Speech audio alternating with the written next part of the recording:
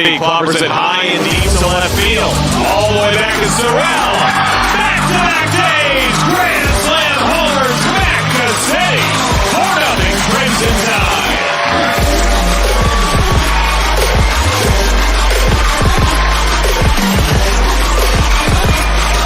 That's the start the Alabama Crimson Tide needed, and Magnusetti delivers again with a grand slam that was absolutely flushed. Hello, everybody. This is Tape in Omaha.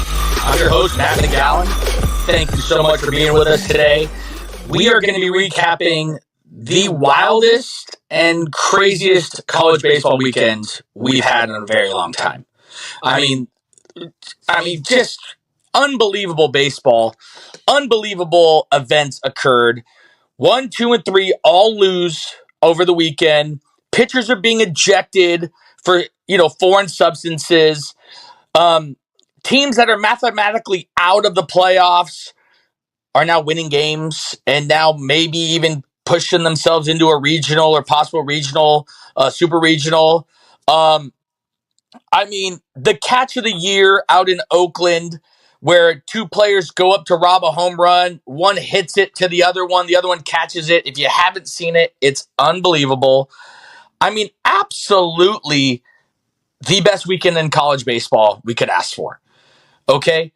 Arkansas loses a game. Clemson loses a game. Kentucky loses games. It is Texas A&M's losing games. It is wild. And that's just the beginning. Teams that shouldn't be winning are winning.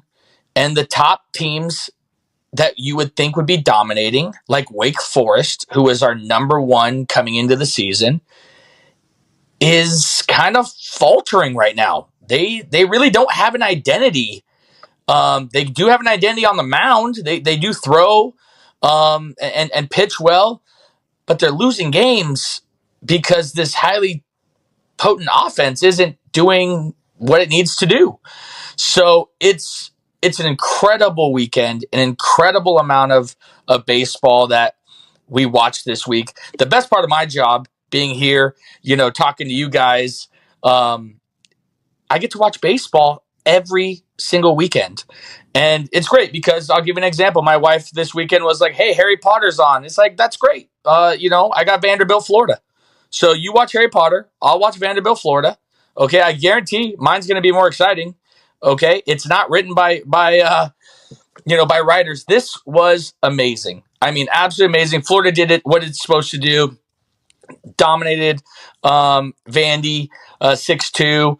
It was amazing. It's an amazing team with a lot of offense, a lot of pitching, and yeah, it's been super exciting. We got to get into it.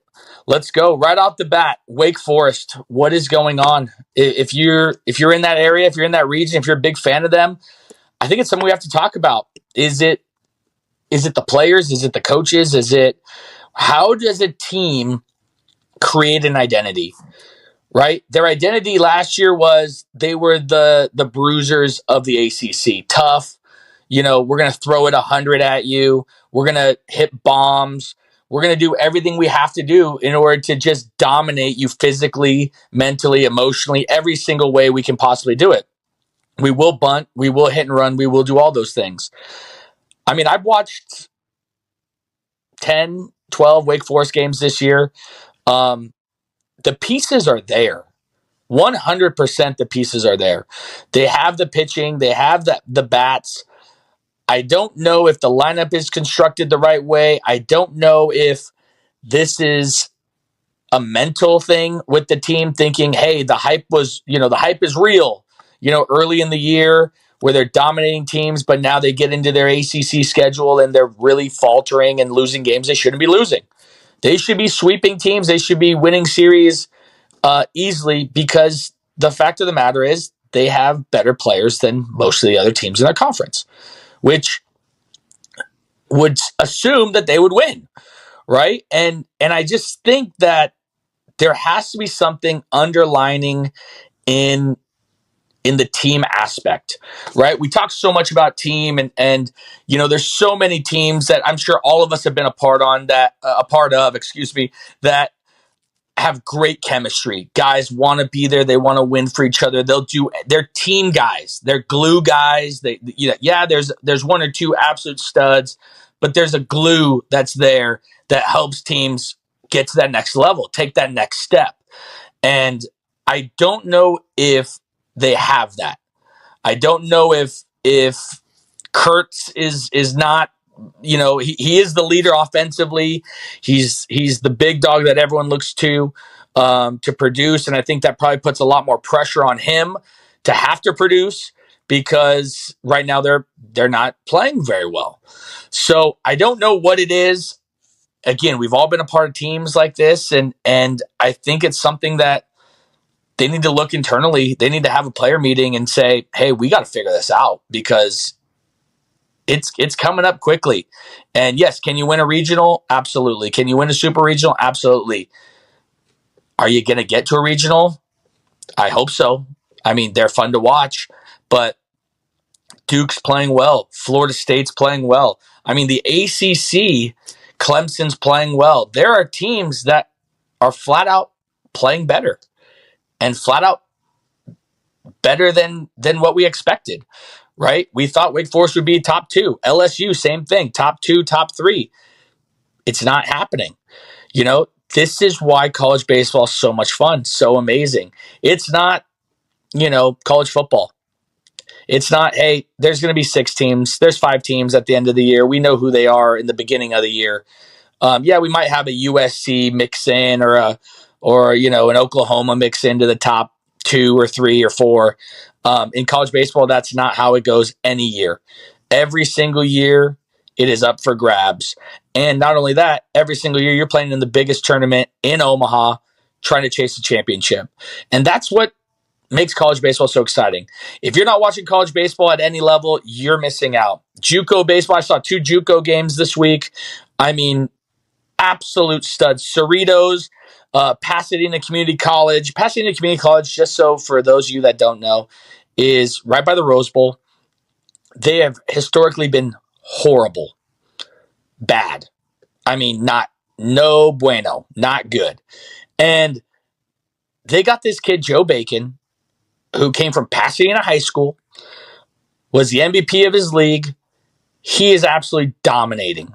I mean, he's dominating to the point where I am shocked that there are not schools looking at him, trying to get him for next year. Because talking to their coach, it's like, yeah, he's, no one's really talked to him. And obviously the transfer portal plays a huge part of that. And we've talked about that.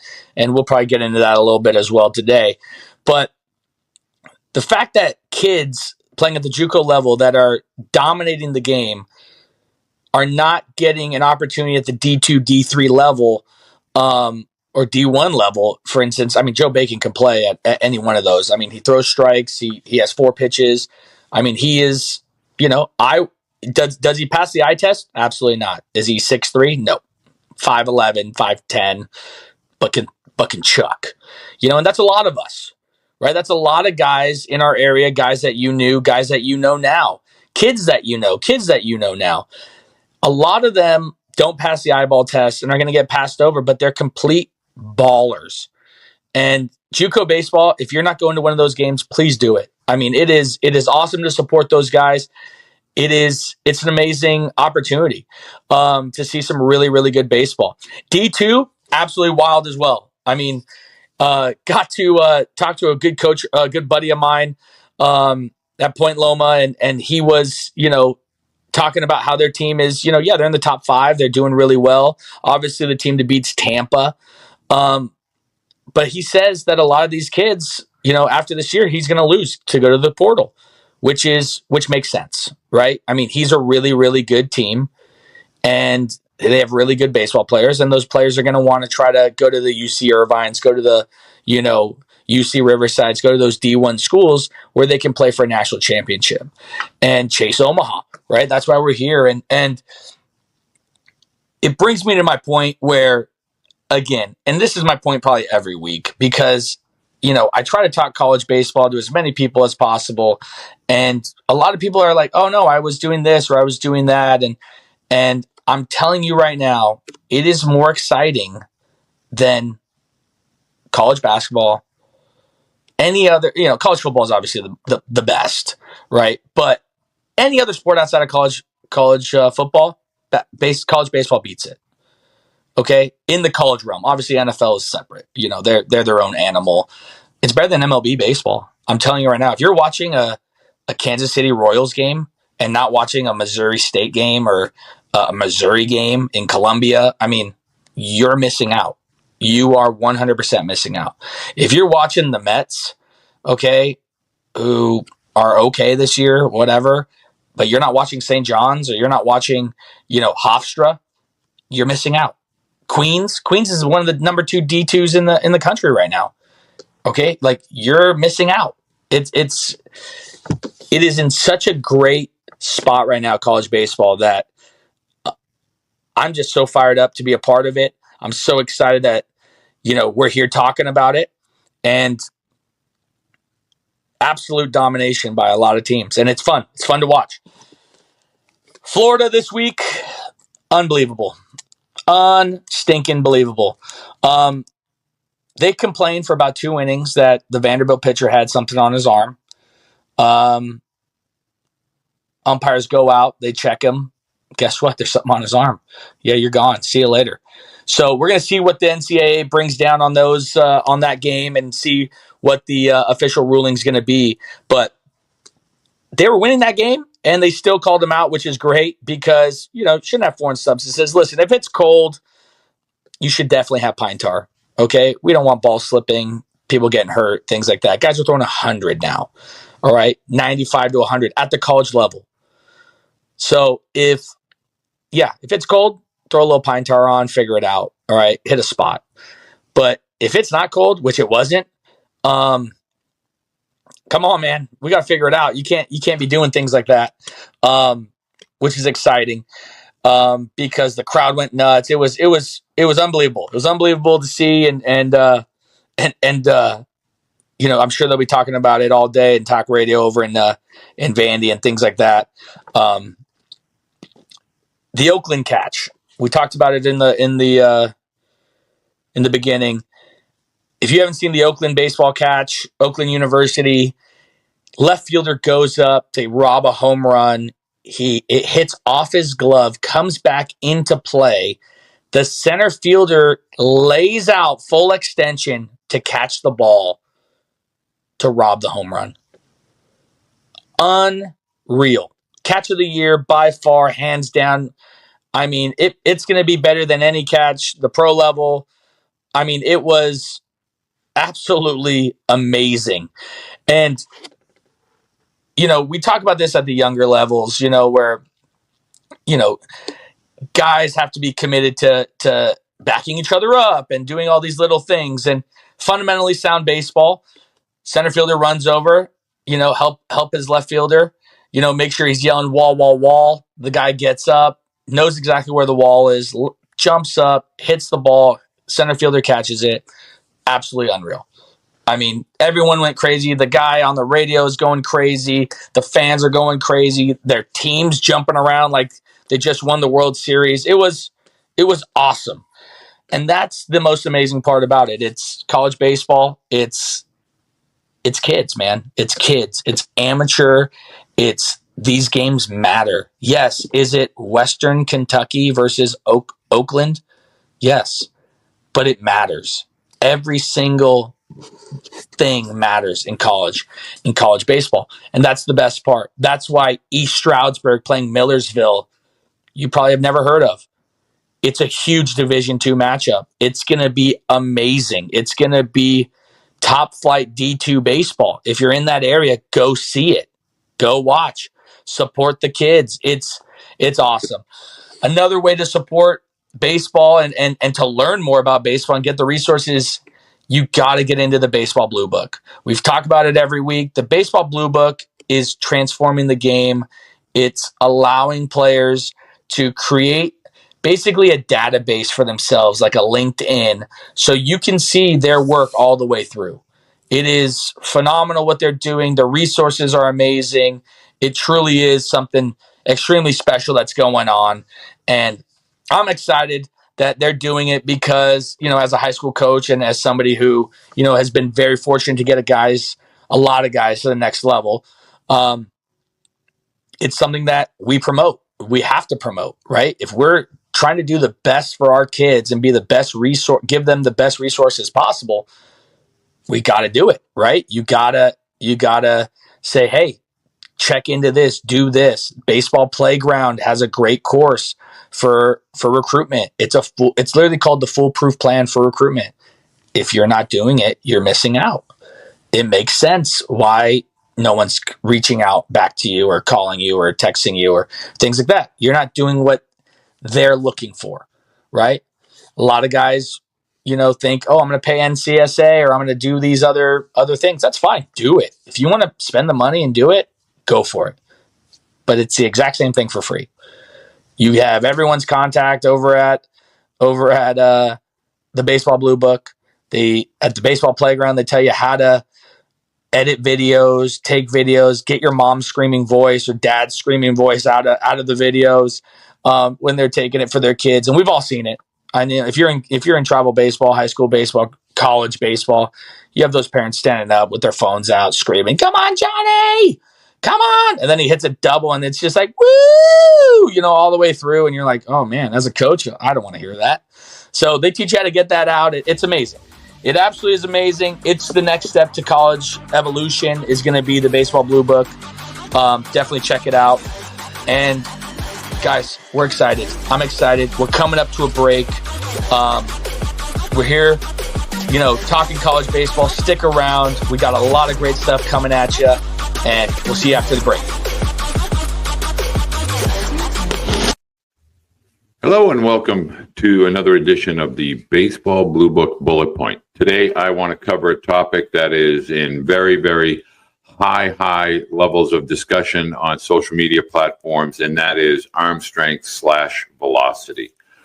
I want to use a metaphor here, and I want to try to tell parents that I can take an engine of any high, very fast car, Lamborghini, Corvette, etc., and I can take that engine and I can put it into a Prius or a Volkswagen Bug. If I take that car out on a highway, once the engine is installed, I'm going to hit that gas pedal and I'm going to get a lot of power and I'm going to go very fast.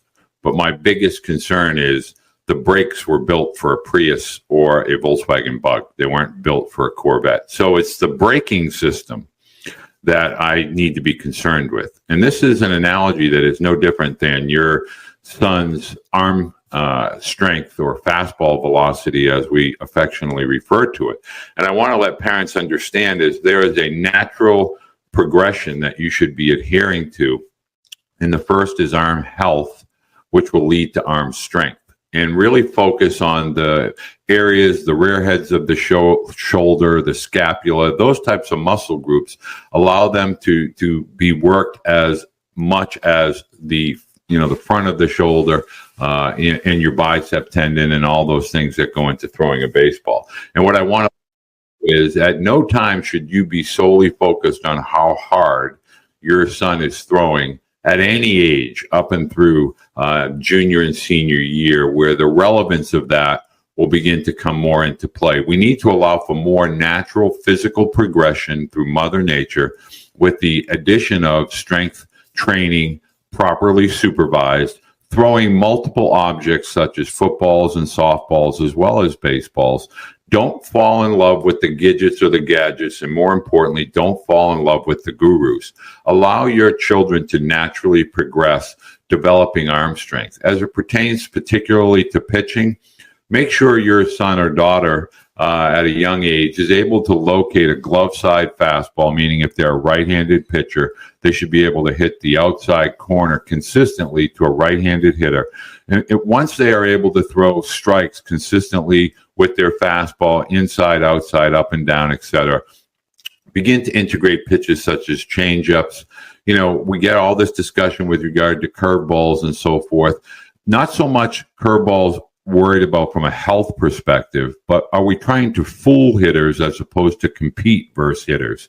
Take my advice, allow your children to compete more with hitters at younger ages, and that will help them as they get older. If you have any questions for this type of a topic, or you'd like to hear things that I can discuss with regard to youth baseball, please be sure and put them down in the comments below. I welcome that. More importantly, hit the subscribe and the notification button so that we can begin to share and grow the channel. Thank you. Welcome back to Chasing Omaha. I'm your host, Matt McGowan. So happy you're with us. We're talking college baseball. I mean, before the break, we talked about how 1, 2, and 3 all lost. We're going to get a little bit more into that. Pitchers being ejected, amazing catches in the outfield by Oakland. I mean, if you haven't seen it, you got to see it. It's amazing. It absolutely is amazing. It's one of the best catches, if not the best catch of the year. I wouldn't be surprised if it wins an ESPY award for great catch or great play, because it really is absolutely amazing. Talked about Wake Forest not doing what I think they need to be doing, and they're kind of losing games they shouldn't be. But we're going to get into a lot of different things. Number one, let's talk about 1, 2, and 3, right? Arkansas absolutely been dominating every week. They lose this weekend. Surprisingly, too. I mean, they I thought flat out were better than every team in the conference, and maybe besides Texas A&M. Texas A&M's doing really well as well, but they lost. So now 1, 2, 3 loses. Clemson loses.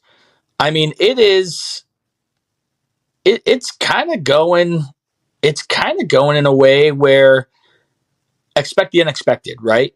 You go in, I bet gamblers are pissed because they're betting on games and losing, because these teams, for the last 9 weeks have been locks.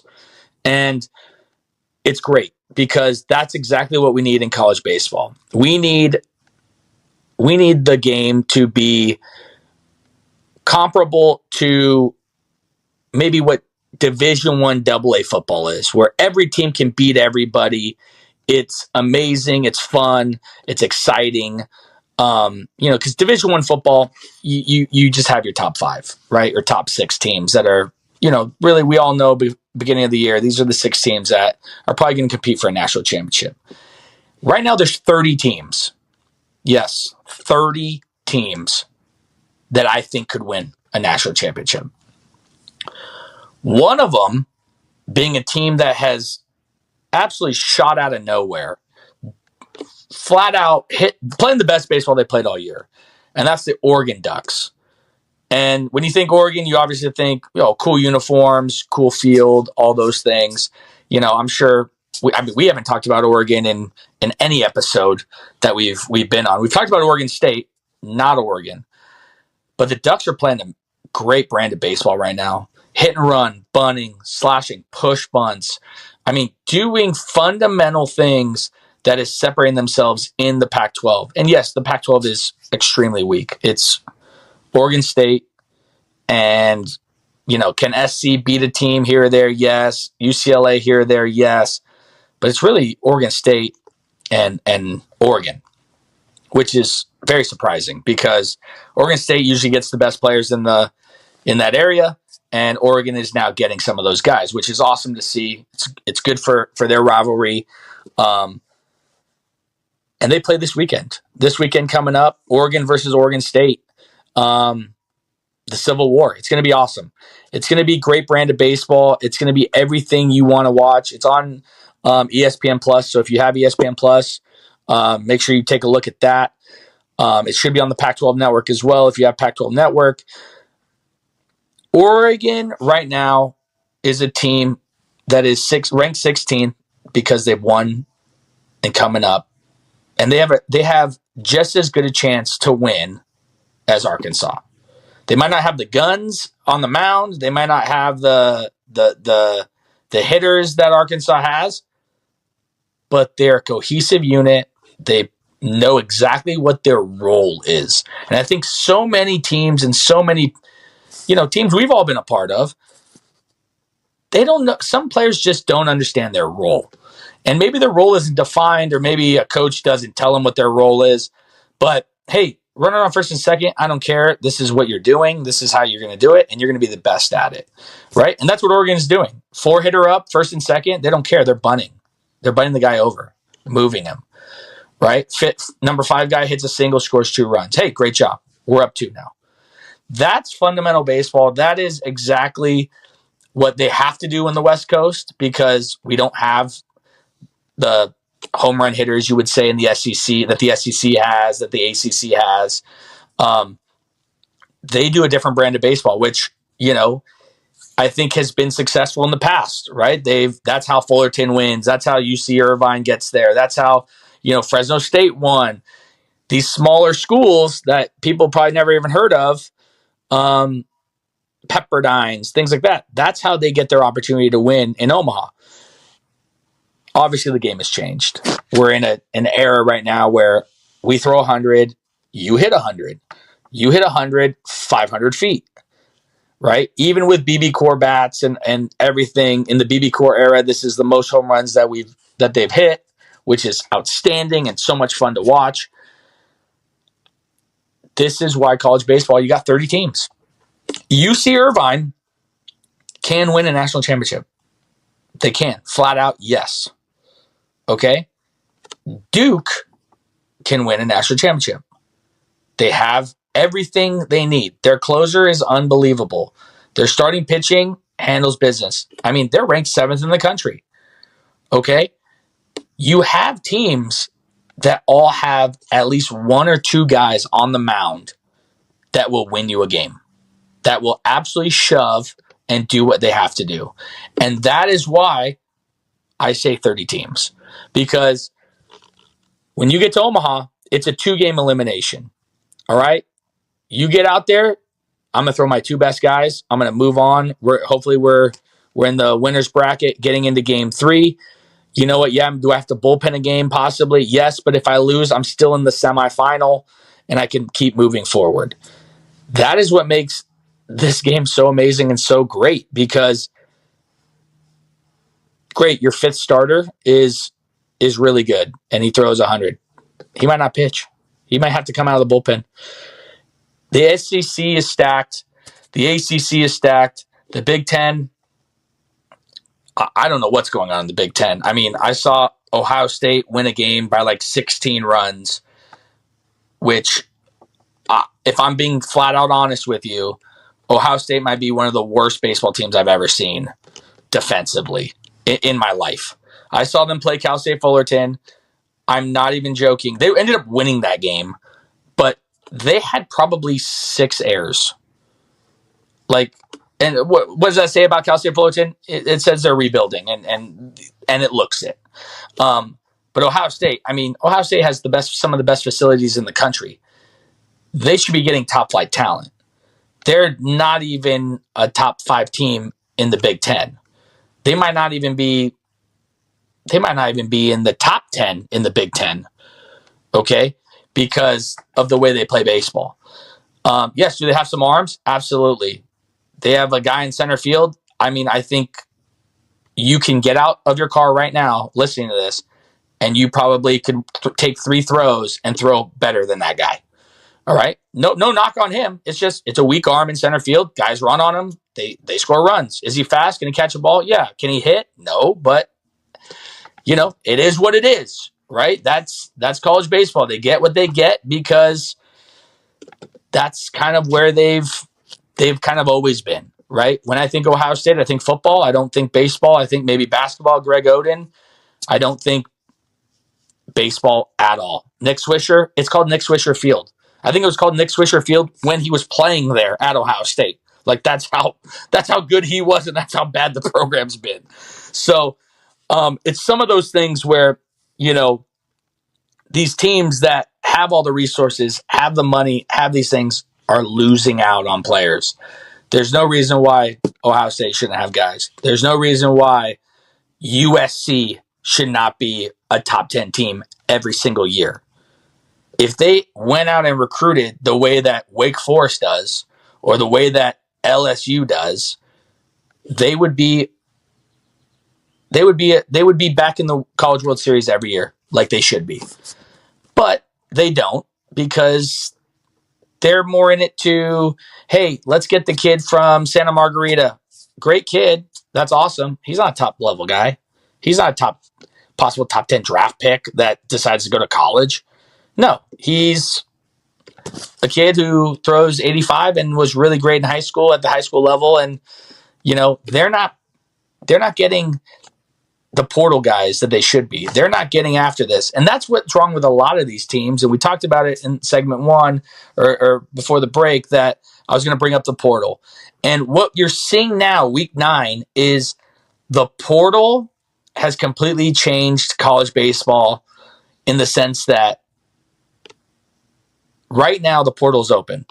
Kids are now getting into the portal while they're playing still, and trying to figure out what the best solution is. So now they're I guys. Now it's team guys. The team guys are gone.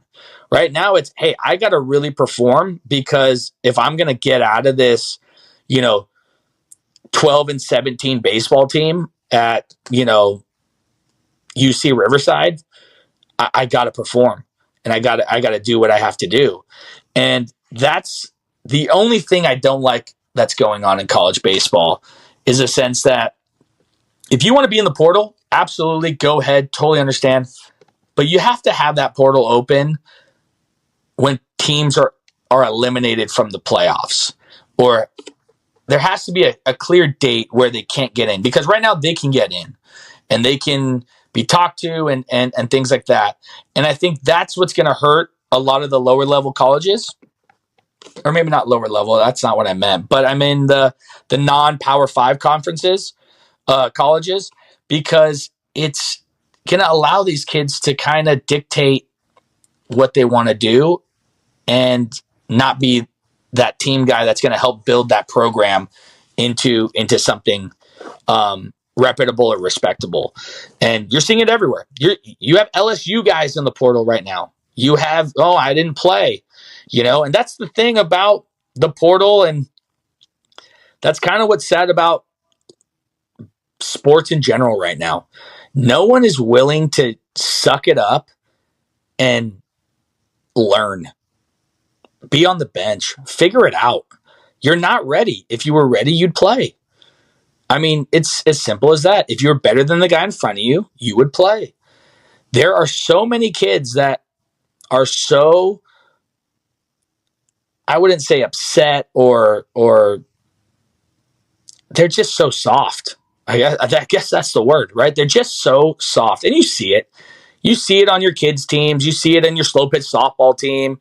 You see it everywhere. People are softer than they were back in the day. And the flat out fact of the matter is, it's because we as parents, I do this too. I'm a parent. I cater to my kid in a sense that, hey, you know what? Yeah, I didn't go your way. You know what? Let's get this, or let's do that. Things like that, where, these kids are, hey, I'm not playing. I'm going to leave. This place sucks. These guys don't know what they're doing. They have no idea what's going on. And, hey, learn how to fail. Learn what failure is about. How are you going to be successful in life if you can't handle adversity? Right? Compete.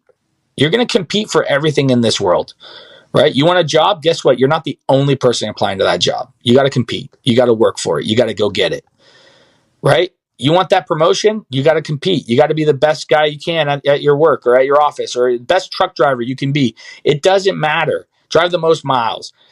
That's what life is, right? And if you're not willing to learn this lesson at, 9U travel baseball, where, hey, you know what? You play 4 innings out of 7. Yeah, you're maybe not a starter, but you play. Like, that's okay. That's good. That creates resilience. That creates a kid that, you know what? Maybe he goes in his backyard and he hits some more baseballs, And I'll give you an example. My daughter is playing baseball. She's, 6 or 7 years. She's going to be 7. And she's playing 9-year-old baseball, and it's, it's fun to watch. It's, as a baseball coach, kind of aggravating to see. But I'm assistant. I back off. I don't say anything. I just coach the kids, and it's very calm and well collected. But internally, it's just boiling, which I'm sure all of us as parents have seen and done. But what frustrates me is my kid will strike out, no problem. Hey, you know what? It was a good pitch, whatever it may be. But my kid wants to go home and she wants to hit. She strikes out. And it's not me telling her, hey, we got to hit. It's, hey, Dad, will you throw me some smush balls so we can hit? Absolutely. I didn't hit this guy, and I should have hit him. He wasn't throwing very hard. Yeah, absolutely. I'll throw you whatever you want. I'll be there all day. And you're seeing my youngest one looking into this and feeding into this and realizing, hey, if she's practicing, I want to practice and I want to get better. And that is what's going to create a sense of passion, a sense of resilience, a sense of, hey, I have to do what I have to do to be the best I can be. And I think a lot of kids don't want to fail. They don't want to be a part of failure. They don't want to rebuild. And that's the sad part of our society. Look at what's going on in the world right now. It sucks. It sucks that no one can just say, hey, you know what? My bad. Let's just do what's best for everybody.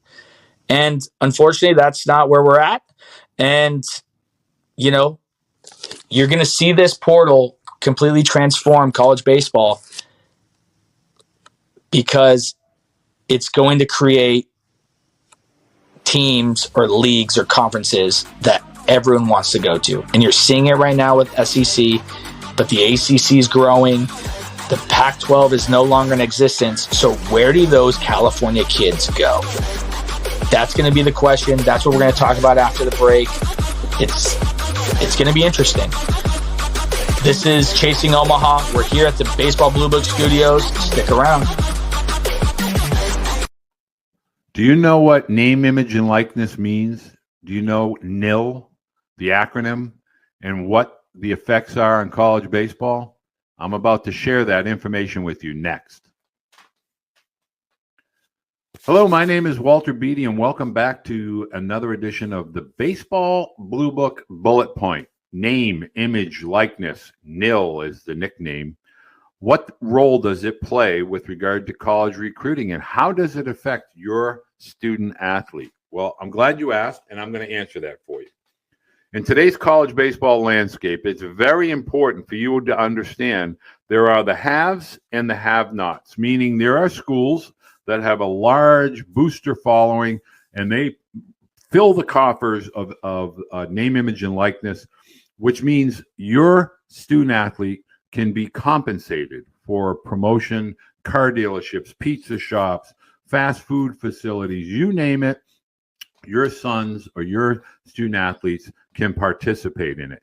Some can guarantee, in some cases at the Division I athletic level, there are some student athletes that make hundreds of thousands of dollars per year promoting products, services, and social media, as well as in-person autograph signings, etc. NIL, name, image, and likeness. We get consumed with the transfer portal, but it's really that little acronym, name, image, and likeness, that really is a separator. There are some student athletes, it's more beneficial for them to stay in college than to enter minor league baseball. Therefore, it keeps older student athletes engaged and enthused about returning to college because, again, they're going to be compensated in such a way. Some athletes are presented a package of full scholarship or a partial scholarship plus X number of dollars in name, image, and likeness. It's a question and a topic that you as a parent need to be fully informed on and aware of if you're engaged in the college baseball recruiting. And in some cases, this does affect at NCAA Division II and Division III. So for all these topics and more, make sure you're following Baseball Blue Book on Twitter, Baseball Life for 11 on Twitter. Subscribe to our YouTube channel right now. Hit that button, connect, base hit to left. If you're on Spotify, give us a follow. Make sure you're sharing with families and friends. Get your information, get your insight. Both my son and I, Tyler and myself, will be doing videos on all topics related to youth baseball, high school, college baseball, as well as professional baseball. Subscribe, like, and pass the word. Welcome back to Chasing Omaha. I'm your host, Matt McGowan. We're so happy to be here. We're lucky to be here. We're here in the Baseball Blue Book studios, just talking college baseball, but talking life and talking just baseball in general. I mean, you can't beat it, right? Can't beat it for me. I mean, I love talking baseball. I'll talk all day baseball, especially college baseball. And it's just so much fun to be a part of. And thank you for being here and listening. Before we ended our last break, we talked about the Pac-12 ending. The Pac-12 is going to be gone. Where are those California kids going to go? And that's the big thing that as a coach that coaches in California and the coaches in my circle, I would say, that's really what we're asking each other. Where are these guys going to go? Are a majority of them going to try to go, Big 12 or Big 10, Big 12, SEC, ACC, because it's really going to get split up into three conferences, right? You're going to see the Big 10 with Ohio State, Michigan, Maryland, Purdue, Iowa. Now you infuse USC, you infuse UCLA, you infuse Oregon.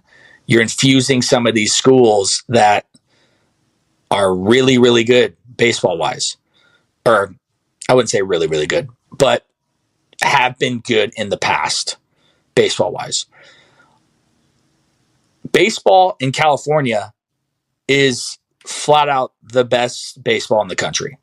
You can argue with me. You can say this guy's crazy. He has no idea. It's Florida. It's Texas. It's New York. It's wherever you want to say. The statistics speak for itself. Look at Major League Baseball. There's more California kids than any other place. Look at minor league baseball. There's more California kids than any other place in the country. And the reality is this. The facilities are great. The weather is great. And the baseball is flat out great. I mean, there is a good pitcher at every level, which is awesome. For every high school is there. I'll give you an example. The Division 5, which is, in California, D1, it goes backwards in a lot of other states. D1 is the best. Then it goes D2, D3, D4, D5, all the way up to like D9 or D8. In the D5 championship game last year, you had a Pepperdine commit, a Division I Pepperdine commit throwing low 90s, and you had a Santa Barbara commit throwing mid 90s.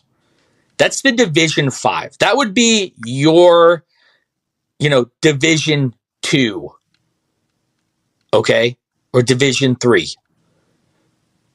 I mean, the Division 1 game had an LSU commit and an LMU commit. So, I mean, it's Division 1 pitchers from D1 all the way down to the lowest division. Actually, D7 had a pitcher that was either D1, a mid-major D1. I want to say like Bakersfield.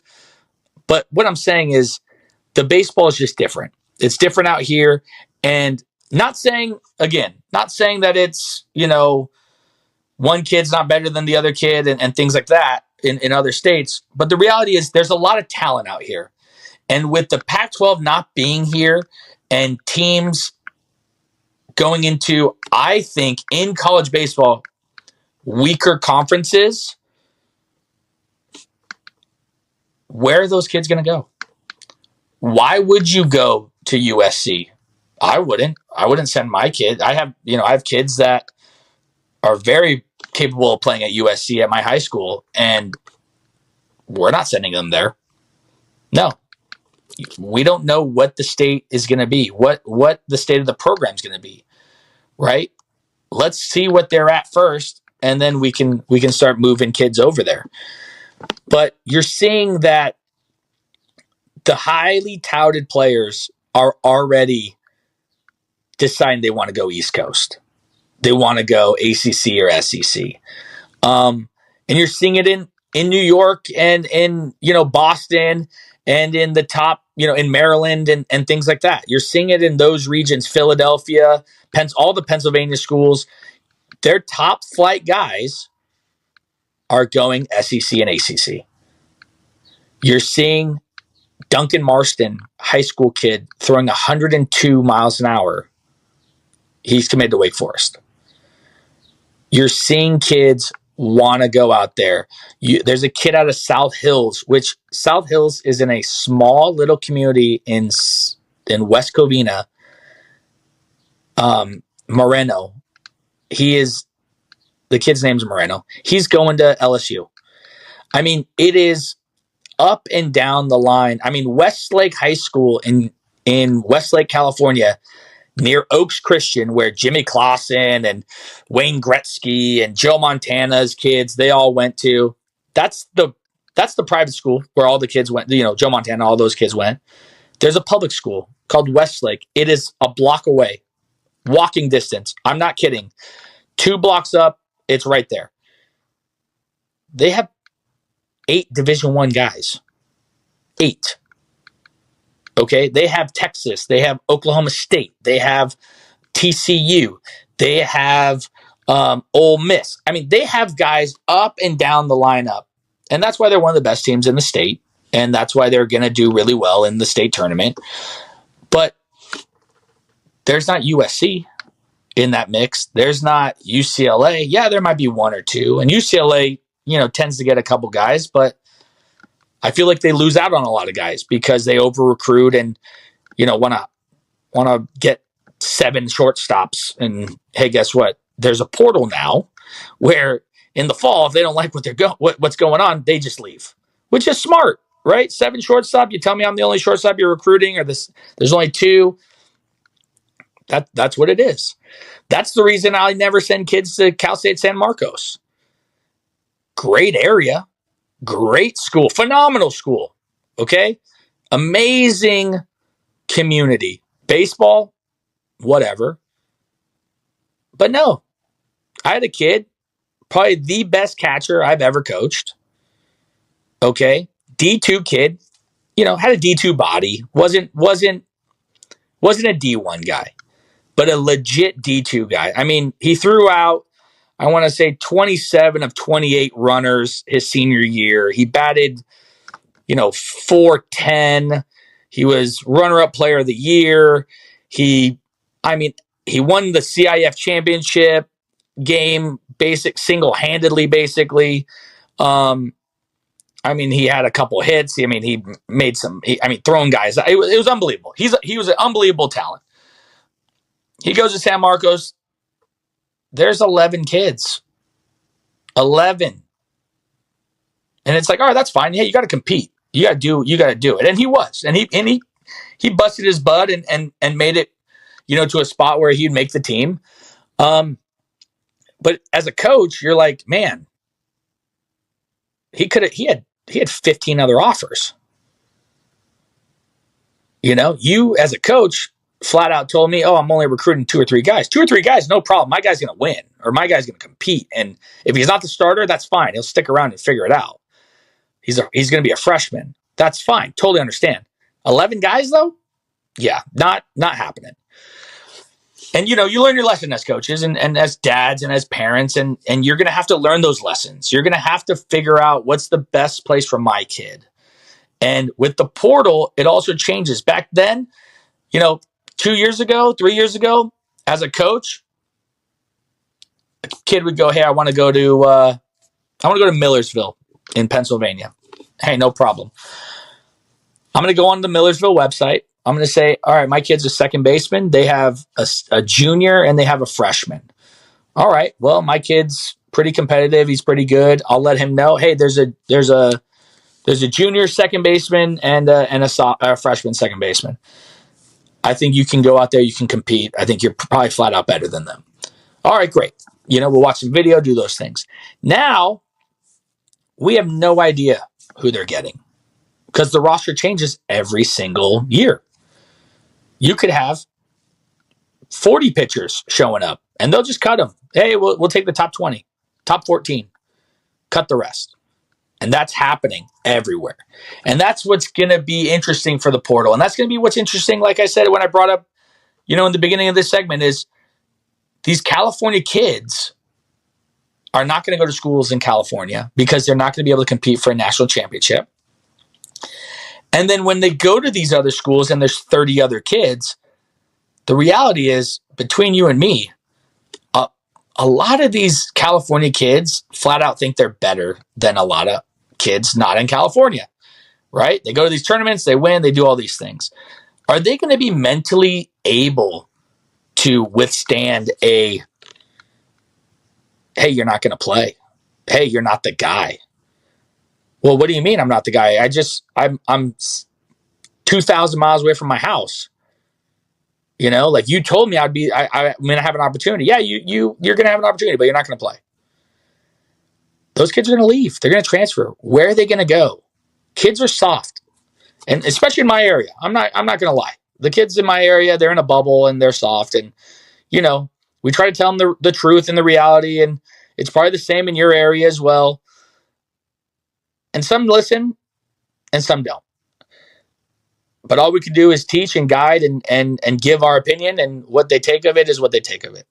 But getting back to the main point of this portal is going to completely change everything in the sense that the Pac-12 is gone. Texas, I'm assuming, Oklahoma State, I feel like they are just going to be, they're going to be the hotbed of coaches that come into our area. They're going to be the teams that go, hey, we're now in the SEC. I don't think Oklahoma State is, but Texas and Oklahoma, hey, we're in the SEC, and we're only a 2-hour flight for your parents. Hey, you know what? Also, we're in Oklahoma, Texas. Hey, you know what? You California kid from Mater Dei who, lives in a $4 million house and has every gizmo and gadget known to man baseball-wise. Hey, guess what? You're gonna be in Texas. Hey, you know what? Parents, we have very affordable housing. Buy a place. We're in Oklahoma. Hey, we're in, Norman. Hey, buy a little place. You can come out. You fly 2 hours. You can you have your own little house, your own little hut. I think you're going to see a lot of that. And I think that it's going to completely transform college baseball because I think whoever dominates the California recruiting trail or whoever can get the majority, the conference that can get the majority of the California kids, I think you're going to see consistently in Omaha, in chasing a championship. Because I'm telling you right now, as a coach, I'm seeing it. I'm seeing it where kids are undecided and they don't want to go to the traditional schools that they have been in the past. I'm not going to UCLA because I don't want to play in the Big Ten. It's cold. It's the weather sucks. Yeah, half my games are here, but it's still half my games are not here. Half my games are in Ohio, in Indiana. No thanks. I'm good. Ball doesn't fly real well. I'm okay. Where, hey, I'm going to go down to Texas. Yeah, is the pitching and is it going to be a lot tougher? Absolutely. Is the SEC a lot tougher? 100%. But you know what? I'm going to compete and I'm going to work, right? And it might be that last place SEC team might be getting a ton of California kids that would be going to USC, UCLA, Stanford, San Diego State, some of these other schools. They're now going to maybe the lowest SEC school and maybe transform that, or the lowest ACC school, transform that. You're going to truly see a wide range of baseball. And it's going to be the same in New York. It's going to be the exact same in New York because New York, I'm going to tell you right now, they produce offensive studs. And every time we've played a New York team or we've, gone out there, Steel Sports, shout out to Steel Sports, Keith Osick, big fan of his, big fan of everything he does. And the Lasorda Center is amazing on Staten Island. seeing those kids, where are they going to go? Because I'm assuming it has to be, ACC, SEC, and they're in the same boat because the baseball at the top level is not that great, right? The Hofstras are good. They're not great. The Siennas are good. They're not great. They're not competing for championships. Where Maryland, you get a bunch of kids from California, you get a bunch of kids from New York. I mean, they could be something. They got great. The weather's not too bad. Yes, it snows, but it's not horrible. Okay, you're in a weak conference. I mean, you can really make a run. It's just how many kids want to go to Maryland? That's how can they sell it? What NIL deals can they get? And it's going to be interesting. It's going to be amazing because you're going to see these landmark areas become the hotbed for recruitment. New York is going to become a hotbed. California is already a hotbed. It's going to be all-out war to get the best kids from those areas, and it's going to be kids that will not stay in those areas. They will go to other regions of the country in order to chase Omaha and win. This is Chasing Omaha. I'm your host, Matt McGowan. Appreciate you guys all being with us this week. And you got to come back next week. We got to talk more baseball. I'm sure it's going to be wild. Games to watch this week, though. You got to see Florida State Duke. It's going to be an amazing series. You got to see it. And the one we talked about earlier, Oregon State. Two really tough teams playing against each other. I'm telling you right now, Oregon is going to take at least one. I don't think they'll get swept. They might even take two. They're playing really, really well right now. This is, again, Chasing Omaha. We're here at the Baseball Blue Book Studios. If you're not in the book, you got to get in. Check out the Baseball Blue Book for all your resources you need baseball related. And excited to hear. We'll see you next week.